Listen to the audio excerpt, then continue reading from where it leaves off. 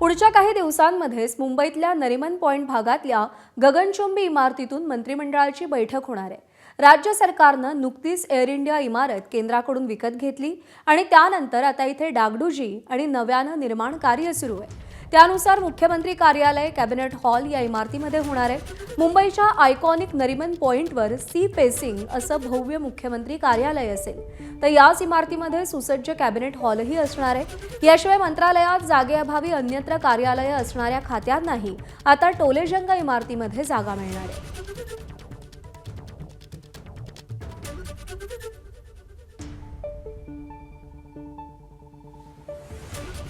दरम्यान या नव्या इमारतीची वैशिष्ट्य काय आहेत, आढावा घेतलाय प्रतिनिधी राजू सोनावणे यांनी।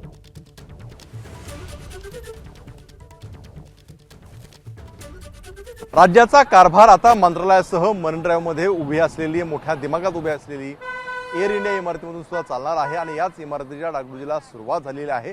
विशेष म्हणजे 23 मजली इमारतीच्या सगळ्या टॉपच्या फ्लोअरवरती मुख्यमंत्र्यांचं कार्यालय असेल आणि 22व्या मजल्यावरती मंत्रिमंडळाच्या बैठकीसाठी हॉल बनवण्याचं काम सुरू झालेलं पाहायला मिळतोय। पाहतो आपण ही टोलेजंगाशी ही समुद्रकिनारे असलेली आलिशान इमारत आहे। केंद्र सरकारकडनं राज्य सरकारने ही इमारत घेतल्यानंतर आपण पाहतोय या ठिकाणी इतर विभाग जे आहे ते जवळपास 1601 कोटी रुपयाला ही इमारत जी आहे ती खरेदी केलेली होती आणि त्यानंतर आपण पाहतोय की ही 23 मजली आलिशान इमारतीमध्ये आता डागडुजीला सुरुवात झालेली आहे। खरं तर ज्या 23व्या मजल्यावरती मुख्यमंत्र्यांचं कार्यालय होणार आहे त्या इमारतीमध्ये त्या मजल्यावरती पाहिलं आपण तर बिल्टअप 5611 चौरस फूट जागा आहे आणि ज्या ठिकाणी कॅबिनेटचा हॉल तयार होणार आहे त्या 22व्या मजल्यावरती 13,363 चौरस फुटांची जागा जी आहे ती उपलब्ध आहे। त्यामुळे टोलेजंगा असा हा हॉल सुद्धा जो आहे तो होणार आहे।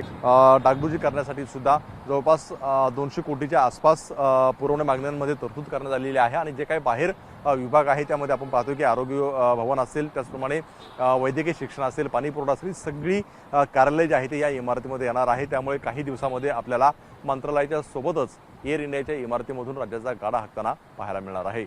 कॅमेरामन मनोज सलसराशिरोने, एबीपी माझा, मुंबई। एबीपी माझा, उघडा डोळे बघा नीट।